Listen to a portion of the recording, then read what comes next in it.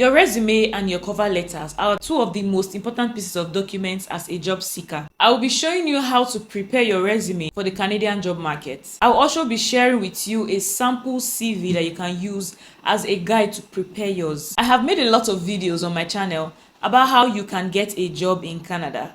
I have talked about the caregiver job site. I have also talked about the current career fair by Prince Edward Island, but it is virtual, so from anywhere you are, you can apply. If you want to see those videos, you should click here.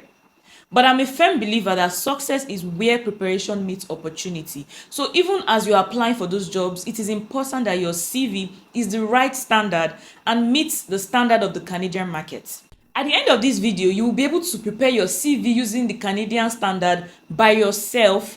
I will be sharing useful links to templates that you can use to easily prepare your CV. I will also be sharing a discount code that you can use to get expert help in writing your CV just in case you are too busy to do it by yourself. So make sure you watch this video until the end because every moment in this video counts. Also, do something for me, guys.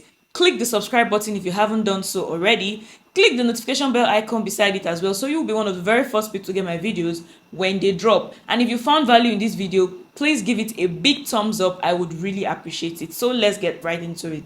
Your resume and your cover letters are two of the most important pieces of documents as a job seeker. This is the easiest way for you to communicate your value to your potential employers.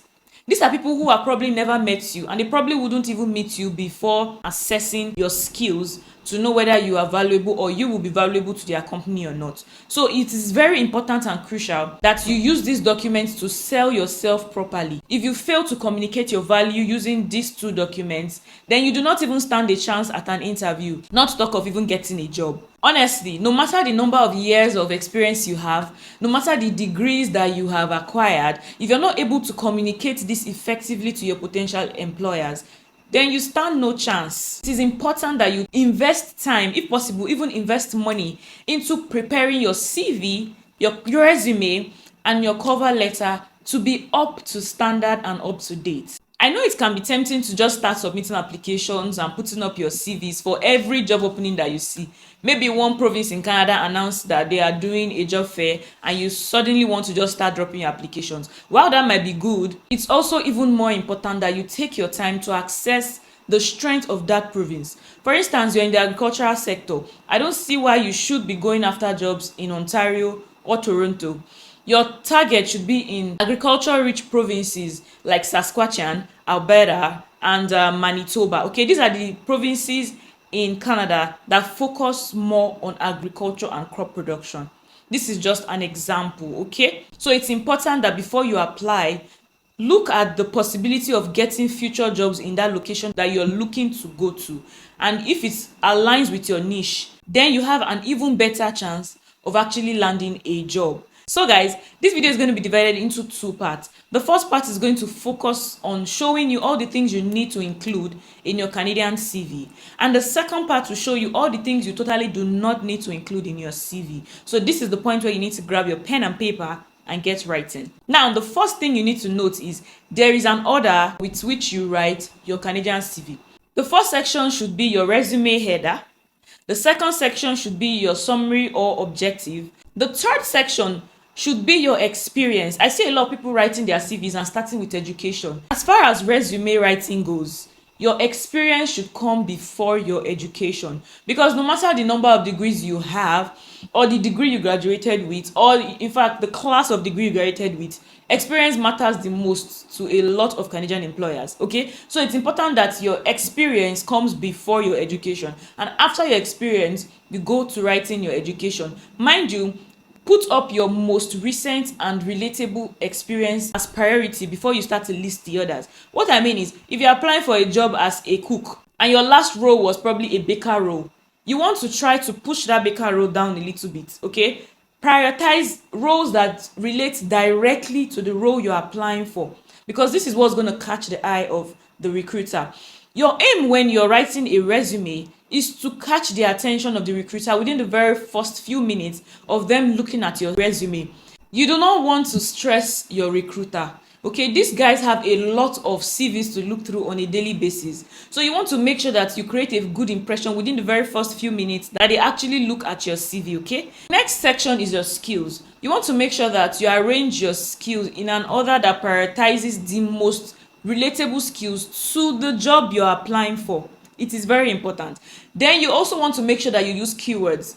Now, what a lot of people don't understand is that when you see a job offer that has a very detailed job description, that is more or less like some kind of clue and expo for you when preparing your resume. So what you want to do is make sure that your resume has keywords from the job description that has been given. A lot of times these companies use ATS system to go through your CV, and this is basically like an AI or a machine that looks at your CV, and if they do not see some keywords in your CV that tallies with the job description, chances are they're going to toss your CV. So in order to make sure that your CV meets this standard and the ATS system does not toss your CV away, make sure that you try your very best to add keywords from the job description into your CV. You want to make sure that your CV is short and precise, okay? Maximum 2 pages. In fact, 1 page is the best, and maybe 1.5. Anything that exceeds 3 pages honestly becomes voluminous and too much for your recruiter. You also want to use a very simple CV format, okay? I see a lot of people using some kind of artistic, I know you're probably a graphic designer. It's fine. That skill will come in handy for something else. But as long as your Canadian CV or resume template is concerned, you want to keep it simple.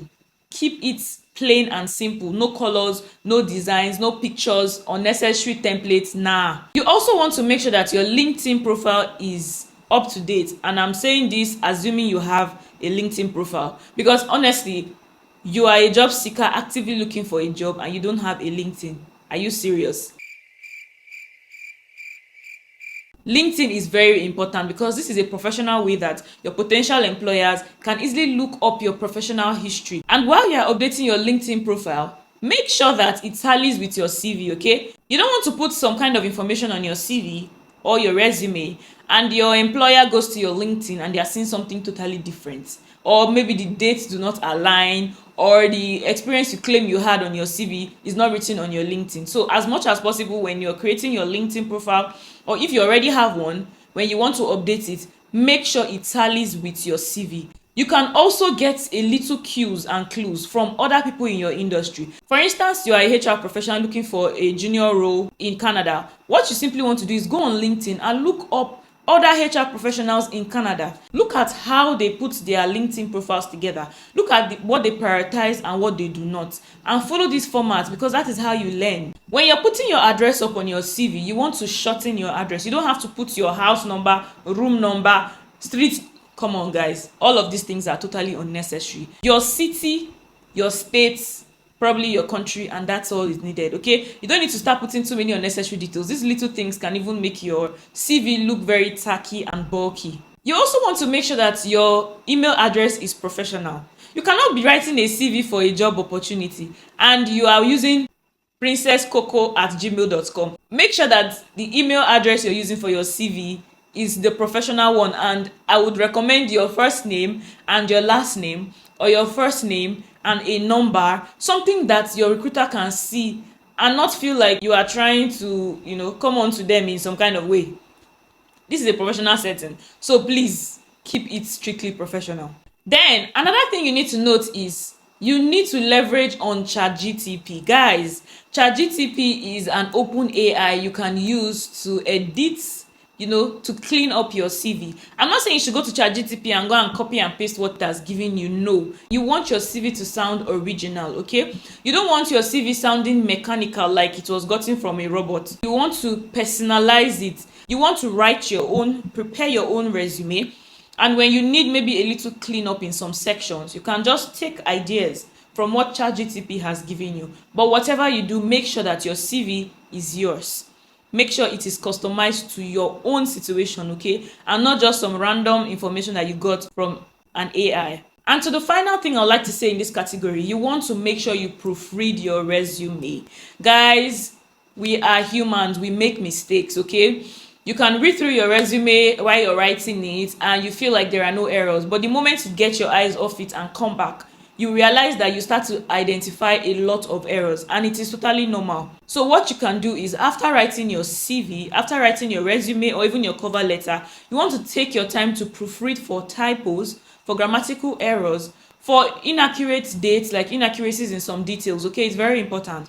Another way you can do this is you can give it to someone, maybe your friend, your colleague, your family member, who can actually help you, who is good with grammar, structures, and all of that. Another reason this is important is that a lot of times it is very easy for a third party to see the errors in your work. So you want to leverage on this by giving your CV to somebody else to look at for you and let them help you, let them correct you where needed. And this would really go a long way in helping you. Finally, you want to make sure that you save your CV professionally. When you're saving your CV, use your name, okay? Aine, let's say _John _resume, or Aine -John -resume. It's important to use this format because this is a professional standard format. You don't want to just have your CV carrying Word documents or PDF. Nah, name your CVs accordingly and appropriately. Now, to the information you do not need to put in your resume, stay far from these things, guys. Number one, your photo. A lot of people are used to putting photos. Why? People don't care about what you look like. A lot of times, employers don't care about what you look like. And putting your photo can even jeopardize your chances, because if it happens that maybe the employer is even, biased in some way, you have already shot yourself in the leg by putting your photo. So let them look at your qualifications and what you bring to the table. Then your age is not necessary. Nobody cares about what your age is. Your sexual orientation, totally unnecessary. Your religion, nope. Your phone number is also not even necessary, because a lot of times these people prefer to communicate with you either via email addresses, your LinkedIn profile, or even some other social media channel. So please, you do not have to. You can if you want to, but it's totally unnecessary. And finally, references are totally unnecessary for Canadian standard CV. You don't even need to put references available upon request. If an employer thinks that you're valuable to them and they want to employ you, they'll reach out to you and ask you specifically for your references, okay? So do not use those unnecessary information to bulk up your resume. It's unnecessary. So I'm about to display a sample resume that you can use as a guide to write yours. So get ready to take a screenshot.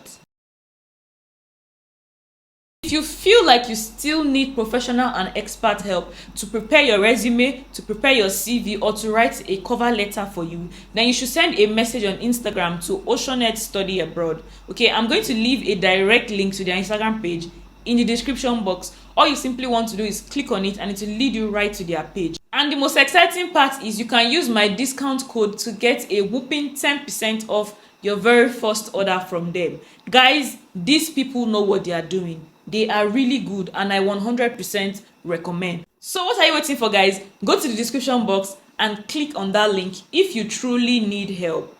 Thank you so much for watching this video up until this point. I hope you found value in it, and if you did, please give this video a thumbs up, and I will see you in my next video. Stay kind and stay blessed. Bye.